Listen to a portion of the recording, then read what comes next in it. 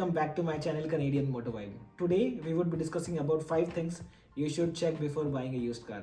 So if this is your first car that you are planning to buy, or if you are trying to upgrade, make sure you stick till the end of the video to check what are the things you should know about if you want to avoid expensive surprises later.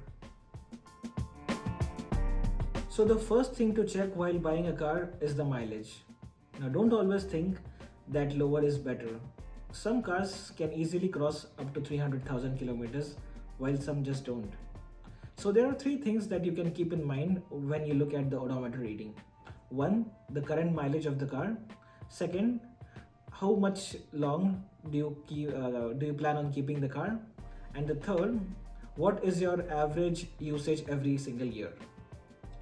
Say for example, you see a good car online which has 125,000 kilometers on it. Now in the beginning you might think 125,000 is a lot of driving on it already. But you can think how much you're planning to drive and how much you're going to keep this vehicle. Say for example, you plan on keeping this vehicle for next 2 years and you plan on driving the vehicle for average of say 100,000 kilometers in those 2 years. So if you calculate, Honda Civic can easily last up to 250,000 to 300,000 kilometers if maintained well. So if the car is in a good condition, if it has 125, even if it has 125,000 kilometers on it right now, it's a good deal for you because technically you would be only driving it up until 275,000 kilometers within the next 2 years. After that, you can plan on selling it, and even when you sell it, you can get a good resale value on it. So the second most important thing to keep in mind while buying a used car is a visual inspection. Now what all should your visual inspection cover? The first thing is paint differences. If you see paint differences in between the panels and the doors, if you see different paint structures, if you see a same paint but different shade in between different panels, that means that your car might have gone into a replacement for the doors, or there might have been a major accident. Ask your dealership or ask the person that you're buying from if it had a major damage in the past. Second thing is rust. Under the vehicle, look for rust signs. You can also spot rust signs under the hood of the vehicle.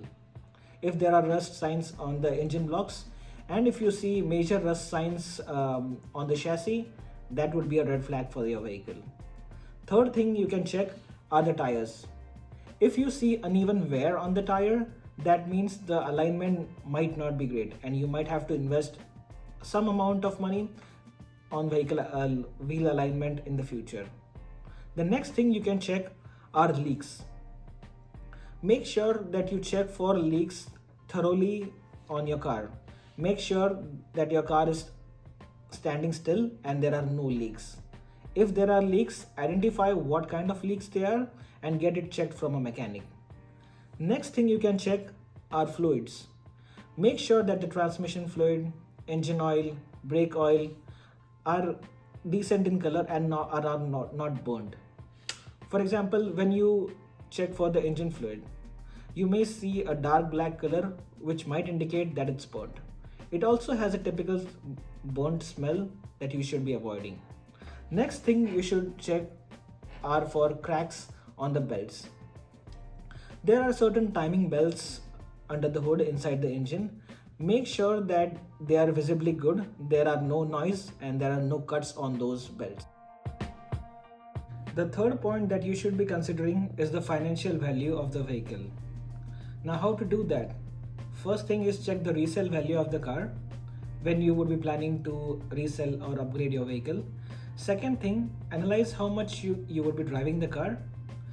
Third thing, subtract the future resale value from the price that you would be paying today. So that would be the actual cost that you are going to pay for the usage of this vehicle. Analyze if this cost is affordable for you.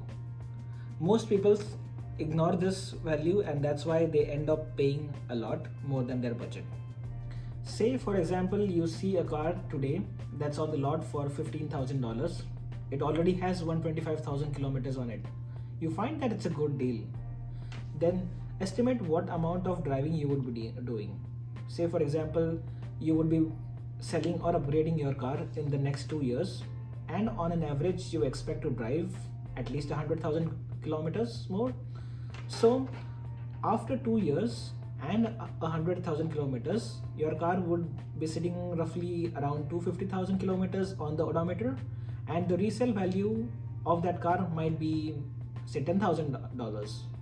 So in this case, you would be paying $5,000 for the usage of this vehicle in this 2 years. Now make sure to evaluate this amount in an accurate way and check if this value is affordable for you. That way it will make more sense to use this vehicle and own this vehicle. So the fourth point that you should be considering is the safety certificate.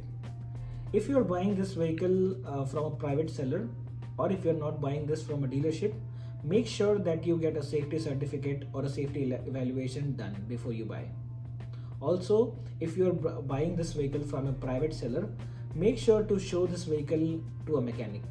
Now mechanics do have OBD scanners. What's an OBD scanner? OBD scanner is an onboard diagnostic scanner that most of the mechanics do have, and they can evaluate fault codes from that. What are fault codes? Fault codes indicate if there were any major issues with the car in the past. Say for example, if there were any check engine lights on in the past, the fault codes can identify that and notify you about it. The fifth and one of the most important point is Carfax report. Now Carfax report would give you a clear idea of what might be the collision history of this vehicle. If on the Carfax report, if the vehicle has major collisions or if major damages, stay away from that vehicle, because that might be a red flag, or that might indicate more expenses for you in your term of ownership. If it has a clean Carfax report with no accident or collision warnings, then it might be a great value for you. Say for example, Carfax report has some minor damages or minor issues, that vehicle can still add value to you. Well, thank you so much for sticking till the end. If you think I'm missing out on any points, please do let me know in the comment section below. Also, please do like, share and subscribe for more content like this.